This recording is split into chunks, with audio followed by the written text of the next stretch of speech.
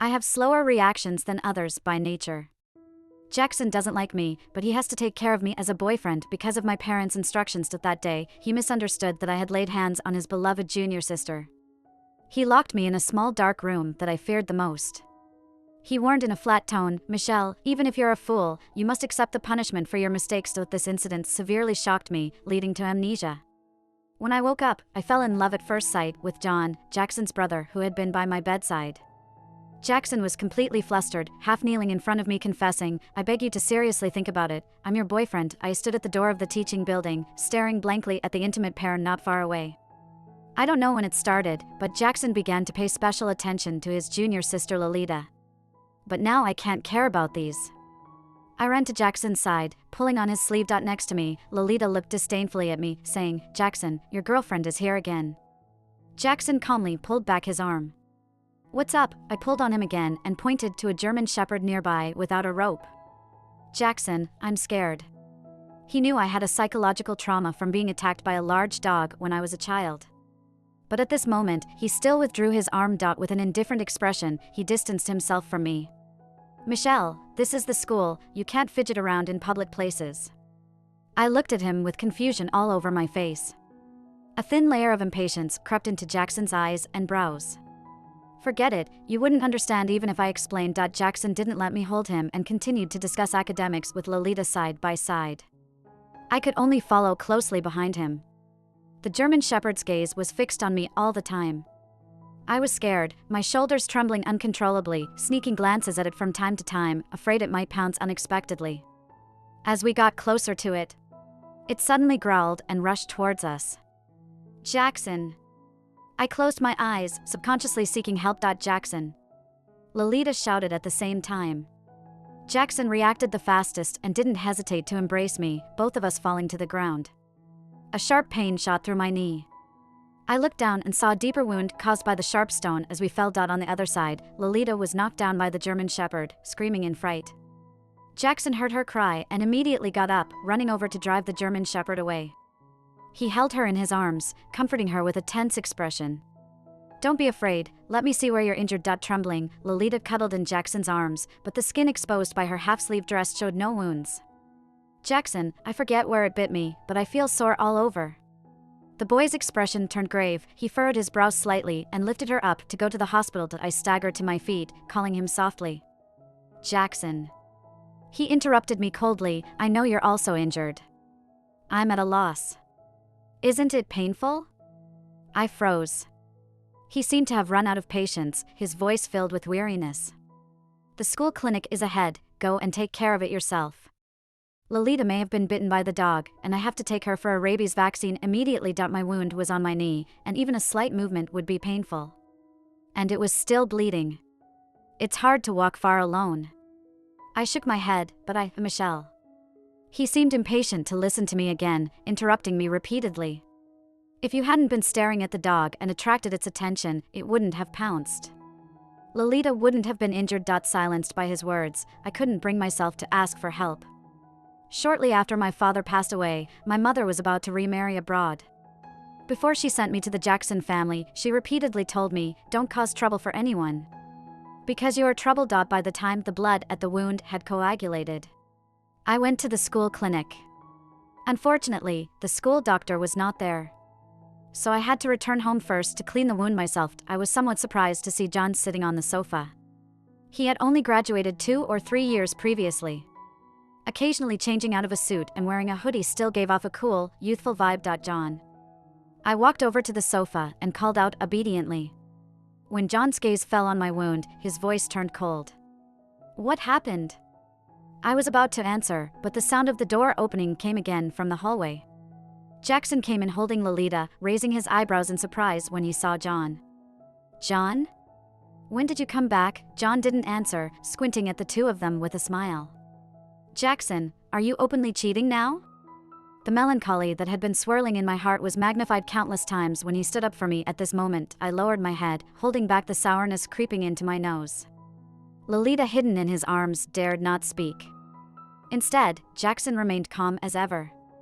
"Lolita twisted her foot today because of Michelle."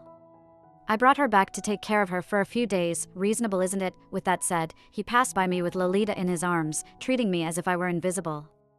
John snickered lightly, not bothering to argue with him, then turned to ask for the first aid kit. He motioned for me to sit next to him, propping up my injured leg on the sofa. I looked at the array of bottles and jars. Clutching the edge of the sofa with my hands, I softly requested, "John, I'm afraid of pain, can you be gentler?" He raised his eyebrows lightly. Afraid of pain? Then, his movements softened considerably when the iodine-soaked swab touched my wound. I nodded that my senses were much more acute to pain than others. John sounded a bit indifferent. "Jackson doesn't seem to treat you well lately. Do you really want to continue this way with him?" I pursed my lips and remained silent. But besides Jackson, it seemed like I didn't have any other choice. John's expression eased, lightly tugging at his lips. "Even if he causes you pain, does it not matter to you?" As he pressed the swab on my wound with slightly more force, my leg shook from the pain, and I let out a low cry. "It hurts." John furrowed his brow apologetically.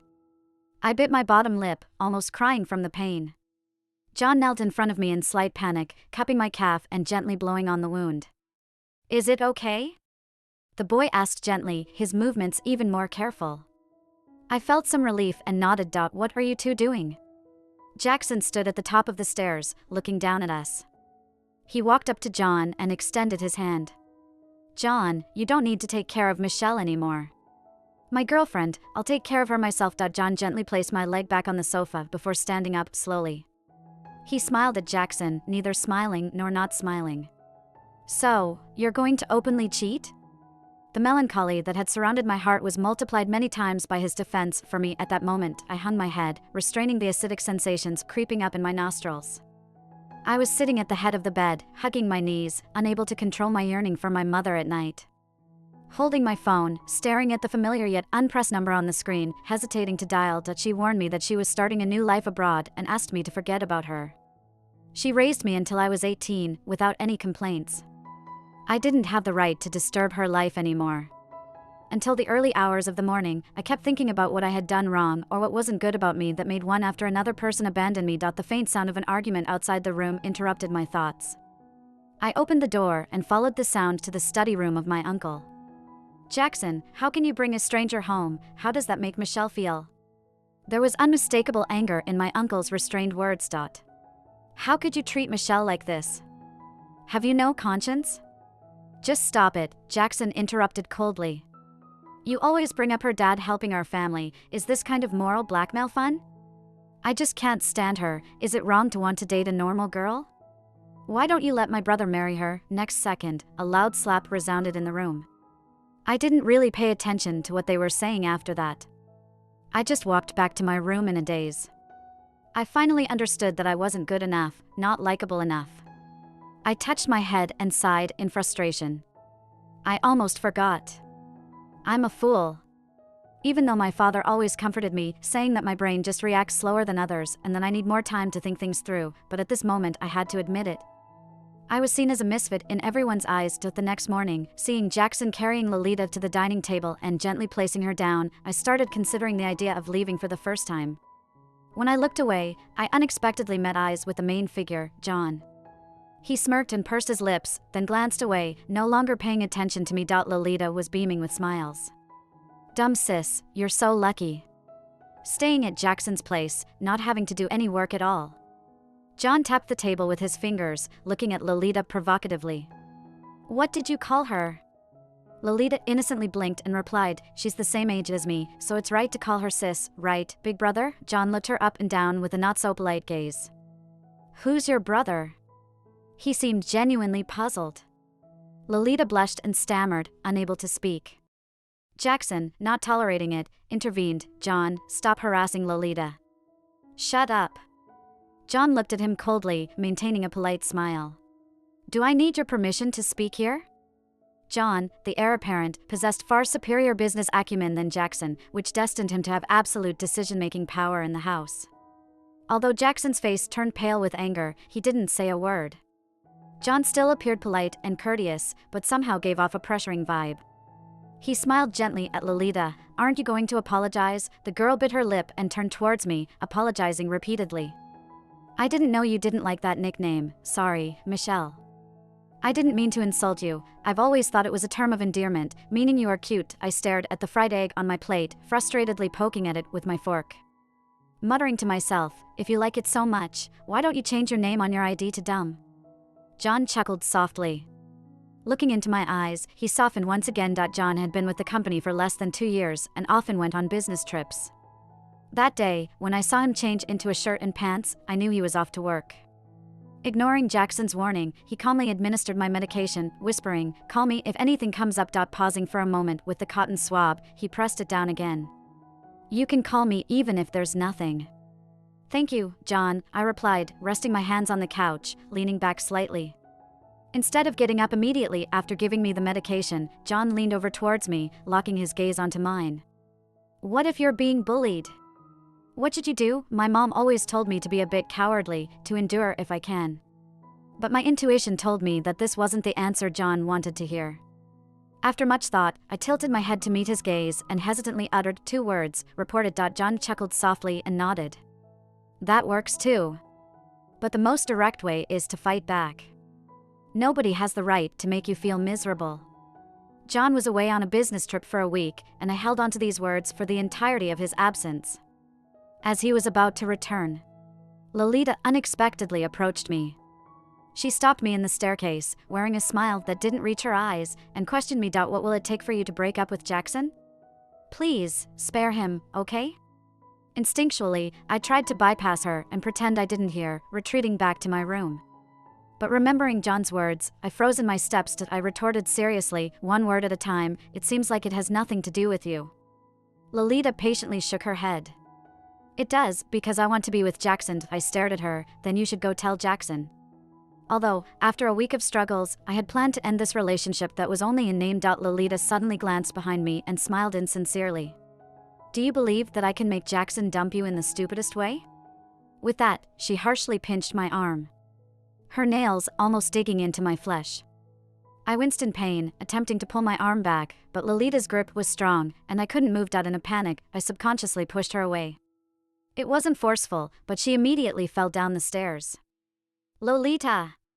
Jackson's voice echoed from behind me. He hurriedly ran to Lolita's side, checked on her, and had the driver carry her to the hospital.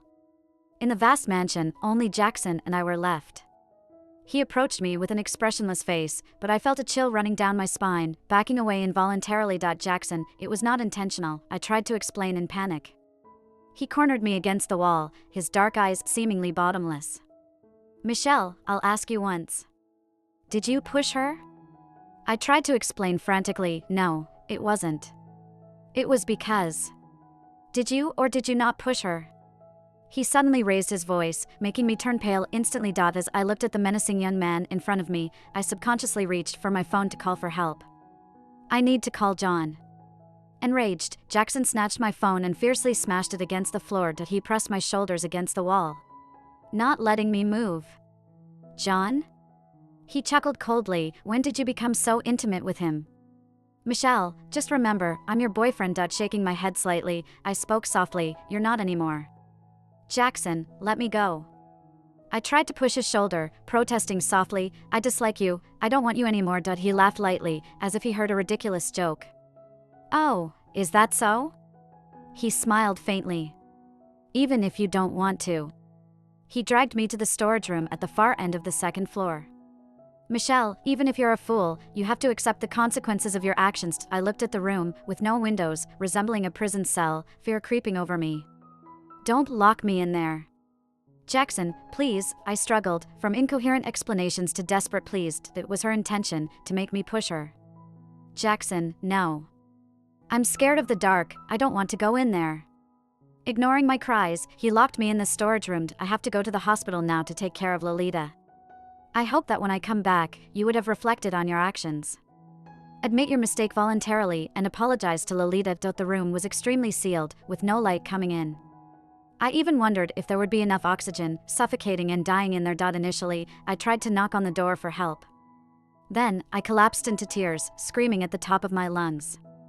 Until finally, I sat on the ground by the door, numb, devoid of all emotions. When I hazily opened my eyes, the first person I saw was a man in a slightly disheveled shirt, but with extraordinary features. So extraordinary that I found myself liking him at first sight. Michelle? He called me Michelle. Who are you? My subconscious told me not to be on guard against this stranger. Why can't I remember anything? He paused for an almost imperceptible second, helped me sit up against the headboard. Looking at me with gentle, tender eyes, he finally spoke, I'm John.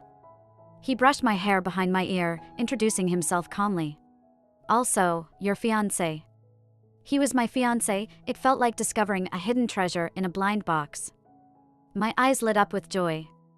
Just as I was about to speak, the bedroom door was suddenly burst open. A disheveled young man rushed in. Michelle, I was wrong. He looked at me, flustered. Pointing at him, I asked John, who is he? The man smiled softly, planting a gentle kiss on my forehead. My brother, Jackson. He's simply an inconsequential person to you. Jackson looked at John in disbelief.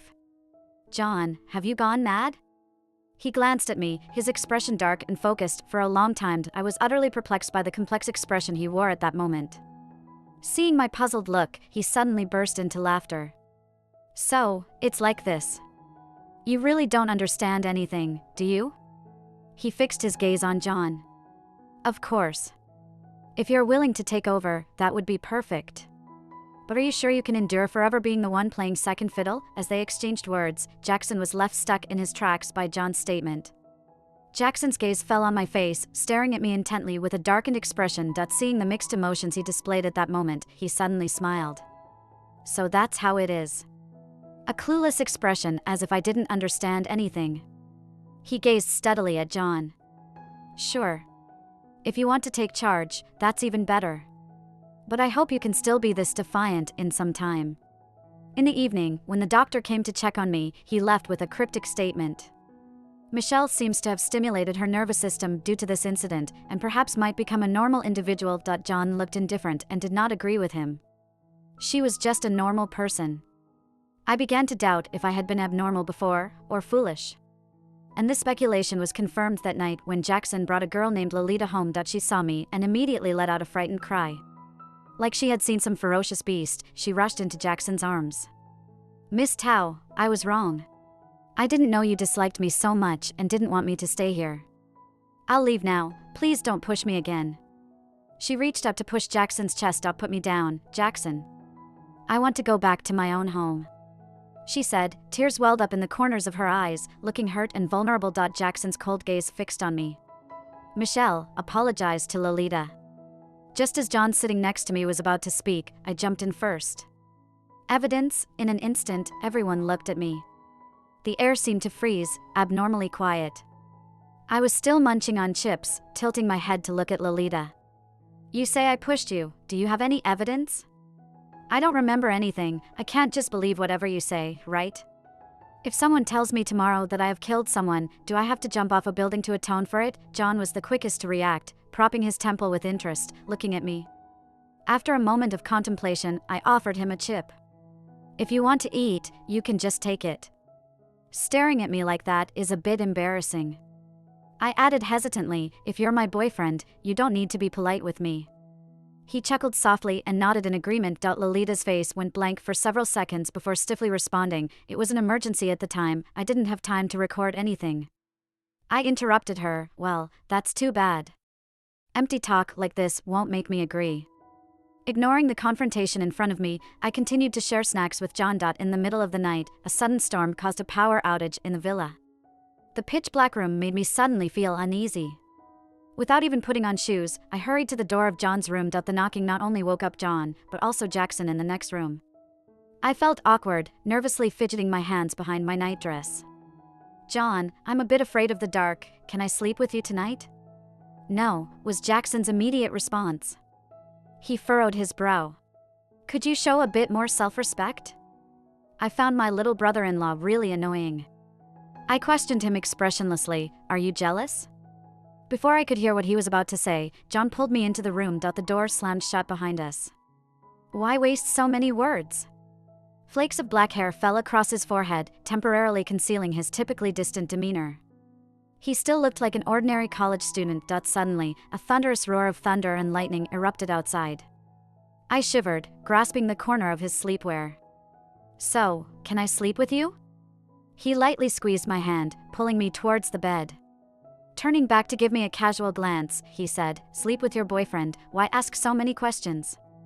His words seemed ambiguous to me. Not long after lying down, abnormal sounds emanated from Jackson's room next door. It was rhythmic, with strong beats. Jackson, slower, slower. Jackson made no effort to muffle the sounds. Louder, baby. Let every step be heard loud and clear. I thought John would be as uncomfortable as I was. But when I shifted my gaze to his face, I surprisingly saw a smile playing at the corners of his lips. As our attention was diverted, I asked the question that had been weighing on my mind. "Why do you look so relieved and entertained?" John's tone was unusually relaxed. "Because he won't have a chance anymore." His cryptic statement left me bewildered. Before I could ponder further, the commotion next door grew louder. In the quiet darkness of the night, I felt John's breath deepen. At that moment, his dark glossy eyes looked predatory. Cowering under the covers, I felt somewhat tense. "What do you want?" Before I could utter the two words, he cut me off. "Want." With that, he pulled me into his arms. Only then did I notice John's agile and slender hands, seeming perfect for playing the piano. His delicate kisses landed on my earlobe, eliciting an involuntary gasp from me. The smirk on his face did not waver. "So, you want to?" I hugged his neck, silently affirming. But there were no further actions. "What's wrong?" My breath was unsteady. He closed his eyes, his voice husky. "Nothing." Finally, the sounds from the next room ceased. My ears burned with embarrassment, but I mustered up the courage to suggest, "Can you go next door and borrow a sheet?" John looked down at me, a teasing smile tugging at his lips. "One sheet won't be enough." With that, he got up to put on a robe and washed his hands before knocking on the neighboring room. Cuddled under the covers, listening through the slightly ajar door to their conversation, I heard Jackson's cold voice, "Why is it you?" John seemed in a good mood and didn't confront him. Simply said, "My sister-in-law asked me to borrow something." Jackson sneered, "I don't know you from a hole in the wall. Haven't I made it clear enough?" The whole exchange left me rolling my eyes. John was very indulgent towards his younger brother, never really confronting him.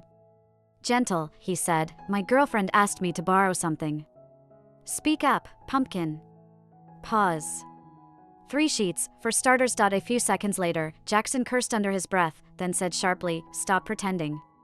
"John, do I not know you?" "Before the dust settles, you don't dare." With that, he slammed the door with a resounding thud. John returned empty-handed. But he wasn't fazed by Jackson's words, his smile unwavering.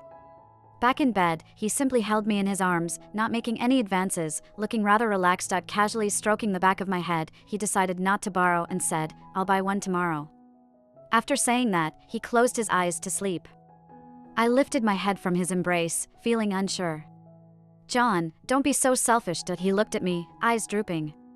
"I don't know what to say," he said, watching me with a soft gaze. Eventually, he pulled me close, teasingly asking, "Are you that eager?" I blushed from ear to ear. "Can you not say that?" John's lips curved into an indulgent smile. "Then should I cover my mouth?" Without waiting for my response, he took action. I wrapped myself tightly in the blanket, feeling a bit flustered, and urged him to go brush his teeth. The chaotic night left me too befuddled to process. John and I had not yet kissed up, but my resolve didn't last long. Because John was truly the most pitiful CEO I had ever seen. He worked tirelessly, even to the point of exhaustion, just to spend a few more hours with me. He rushed back through storm and rain when I expressed fear of the dark, intending to rest briefly at the office. And all the while, he had to endure further pressure from Jackson, who was taking advantage of him. Before John finished work, I proactively knocked on Jackson's door for the first time. He seemed taken aback by my presence. Peering past the crack in the door, I caught a glimpse of a teary-eyed Lolita and awkwardly smiled. "Sorry to bother you." "I'll come back when you have time." "I have time," Jackson quickly replied. He opened the door, told Lolita softly to leave first since her ankle wasn't completely healed yet, but only watched coldly as she left unsteadily. Jackson seemed a bit flustered, stuttering, Do you want to eat something or drink something? Can I buy it for you?" "Just come in and wait for me." Feeling emotionally down, I tried to do something nice for him as I witnessed how tired and busy he was lately. Jackson's gaze turned serious. "Is that what you're really asking?" I nodded, and after a moment of silence, without a word, he forcefully slammed the door shut, leaving me outside. I don't know. Don't bother me if it's nothing. He seemed to have a short temper, indeed. I kicked his door and turned away in frustration. Jackson's anger lingered through the night. At the dinner table at 7 p.m., John's eyes seemed faintly weary. I rested my chin on my hand, feeling an indescribable ache for him. Meanwhile, Jackson scoffed disdainfully. Bro, if you're so tired, why not hand over the company to me? John massaged his temples and raised his eyes slowly. Jackson leaned back in his chair, hinting, I regret it. Either give me back what should have been mine, or give me 2/3 of the shares. With a portion of the shares already in his hands, adding John's 2/3 would make him the largest shareholder. His intentions were crystal clear. After speaking, Lolita, by his side, glanced at me nervously. She asked, then what am I? Jackson chuckled and casually toyed with his food. Did I ever admit you were my girlfriend? Can't I give you money if you need it? Don't make such a fuss. I held the chopsticks, pretending to sneak a glance at the two of them. I thought Lolita would explode on the spot, getting ready to witness a live scene drama during dinner. But she just hung her head, on the verge of tears dropping into the plate without saying another word. Jackson once again directed his anger towards John. What do you say, John?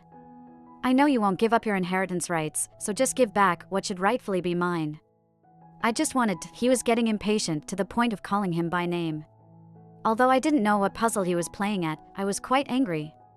I angrily poked the plate in front of me with the chopsticks, then turned to look at John. There was no effort to keep the volume down. Hey, is your little brother's brain not fully developed, or is his brain completely underdeveloped? How else can he beg so shamelessly? John pursed his lips and didn't say anything. Jackson suddenly exploded, kicked the chair aside and stood up, smashing all the tableware in front of him to the floor. You remember nothing and yet won't shut up. He stared at me with red eyes, a mix of anger and a hint of hurt in his rage. Michelle, don't be too biased. Do you only know how good he was to you after you lost your memory? Let me be clear, before you lost your memory, John suddenly interrupted Jackson's words. I turned my head and saw a prominent wound on his forearm. Long and deep. Blood oozing continuously. I quickly bent down to hold his arm, asking anxiously, how did this happen? Let me take you back to the room to deal with it. John let me pull him up without any urgency and calmly said, when Jackson smashed the bowl earlier, a glass shard splintered and cut me. Jackson couldn't believe it. John? What the hell are you talking about? Unable to bear it, I picked up a chopstick and threw it at him. What craziness are you spouting? Could it be that he injured himself? John glanced emotionlessly at the wound, seemingly not feeling any pain. Meanwhile, Jackson's black eyes harbored a storm, glaring at me. But ultimately, he didn't say anything else. Inside the room, as I was bandaging John's wound, he suddenly started crying silently. What's wrong? He raised my chin with one hand. I shook my head, cutting the gauze. John gently wiped the moisture at the corners of my eyes, then leaned in for a kiss. Why are you crying? I kept my head down, speaking with a nasal tone. Jackson always bullies you. Let's move out, okay? John's lips slightly curved, okay. I continued to advise him, don't pamper him too much, you don't owe him anything. His action of kissing me stopped abruptly, seemingly struck by some thought. There was an emotion in his eyes that I couldn't comprehend. I did feel a bit guilty towards Jackson. I was puzzled, but John carelessly changed the subject to stop me from asking further. What about showering tonight? I hesitated and didn't immediately respond. John nodded, it's okay, I can have Jackson help me. Saying that, he got up to walk towards the door. I blocked him with my hands, looking up at him seriously. He might hurt you. I took a deep breath and firmly said, I'll help you. John looked at me apologetically, saying, sorry for the trouble. The bathtub in the bathroom was filled with water, and a mist of steam surrounded the enclosure. The air was humid and hot. I placed my hand on John's tie and under his increasingly heated gaze, clumsily struggled to untie it. With one hand propped on the marble counter behind me, John leaned over and kissed my earlobe. Hurry up, Michelle. I felt trapped within his narrow circle, staring at the buttons on his shirt trembling. I'll go get Jackson to help you now. Is that okay? His low chuckle in his throat was particularly enticing. Too late. I'm starting to doubt if I'm in a sauna. John took advantage of the situation, luring me step by step into his trap. The thin air made me a bit dizzy. By the time I realized it, he had already carried me into the bathtub. All the discomfort and embarrassment vanished completely as I saw the blood-soaked bandage on his arm. I pushed his shoulders, urgently urging him to get out of the bathtub. "John, you need to get out." He raised an eyebrow leisurely. Feeling both angry and embarrassed, I was about to speak when, taking advantage of the moment, he unexpectedly kissed me. Coaxing, he said, "Give me some response, Michelle." Fooled by the pleading in his eyes, I softened my heart. Eventually, I closed my eyes, wrapping my arms around him, sinking into the moment that early the next morning, I began contacting the moving company. At noon, Jackson saw the large truck outside the door. His expression darkened as he questioned me, "Are you guys moving out?" I nonchalantly nodded, looking past him to find John in the room. Jackson's gaze suddenly turned sharp, grabbing my arm. He forcefully pulled me in front of him, his eyes falling on the red mark on my collarbone. "Did you sleep with him?" "It's none of your business, let me go." Jackson's aura was so overwhelming it was terrifying. His grip on my wrist was so strong it felt like he could crush it. "None of my business?" He mechanically tugged at his lips. "I am your boyfriend, Michelle." I widened my eyes in disbelief. Almost at the same time, the bedroom door behind me swung open.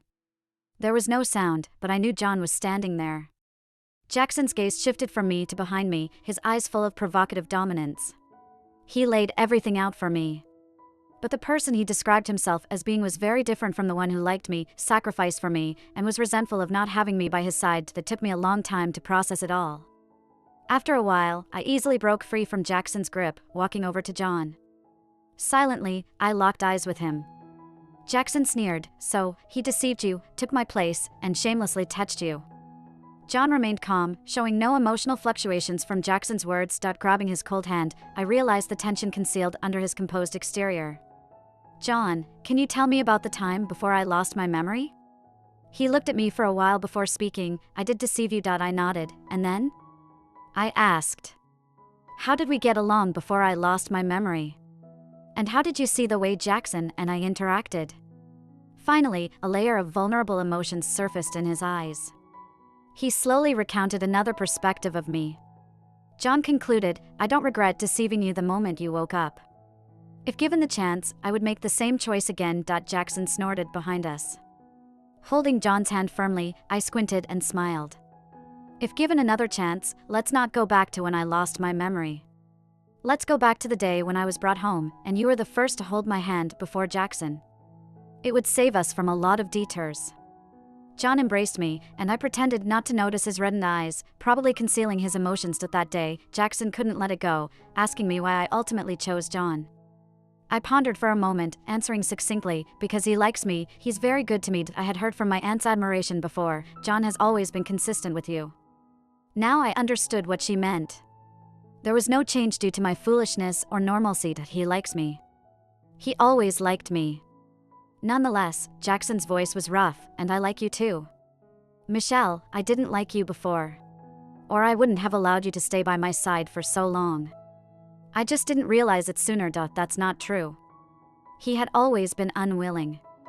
He was unwilling back then to be stuck with someone he found dull for life. Now, he was unwilling to let me go after I regained my sanity and didn't want him anymore. I didn't have time to reason with him, just stared at him expressionlessly, saying, "But you weren't good to me." How else would I end up locked in a storage room, losing my sanity? Jackson pursed his lips, but remained silent, letting me and John leave without a word. My memories were gradually coming back to me. I remembered the chaotic scene at John's house in the middle of the night. Lolita was pregnant with Jackson's child. It was the night when I and John were forced to listen to them being intimate. It turned out that Jackson didn't refuse John on purpose, he just didn't have it. When Lolita found out about her pregnancy, she waited until the 4th month before showing up. The month was too advanced for an abortion. She had everything carefully planned. When I and John rushed over, Lolita even poured dirty water on me. "If it weren't for you pushing me, I wouldn't have stayed at their house for so long, nor would I have been entangled with Jackson." John coldly sneered, asking the bodyguards outside to escort her out. I stopped him, then nodded in agreement. "I remember now, indeed I pushed you." Everyone turned to look at me. Slowly, I revealed how Lolita had scratched me with her nails. Lolita couldn't hide her panic. The truth was evident. Jackson laughed at himself, saying to Lolita, "So it's all because of you that led to our separation." Initially, when Uncle suggested that I should take responsibility for Lolita, he passively accepted. But now, not only would Jackson refuse to marry her, but also force her to have an abortion. Another endless argument ensued.